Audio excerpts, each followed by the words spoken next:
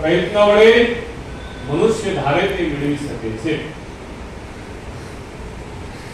જે વ્યક્તિ ઉદ્યોગ કરે છે, પુરુષાર્થ કરે છે, તેમને સર્વ પ્રકારની સિદ્ધિ પ્રાપ્ત થાય છે। આપણે જોઈએ છીએ ગુરુદેવ લખ્યું શાસ્ત્રમાં બિલાડી ક્યાં ભેંસ કે ગાય કે પાડી બિલાડી નથી પાડી, છતાં બિલાડી દૂધ મેળવી લે છે।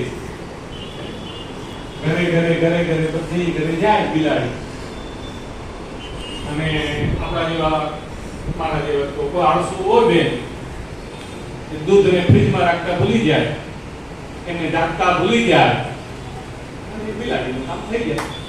માની ભટકવું પડે છે।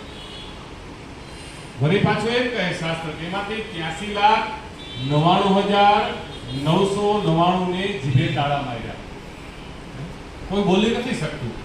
ગાયને સત્સંગમાં આવવું વિચારી ના આવી શકે, કૂતરાને આવવું બેસવું હોય આપણે ન બેસવા દઈએ। એ તો આપણે મનુષ્ય છે, આપણે અધિકાર છે, આપણે કથામાં જઈ શકીએ, સત્સંગમાં જઈ શકીએ, આપણે ભગવાનનું નામ લેવું તો બોલી શકીએ।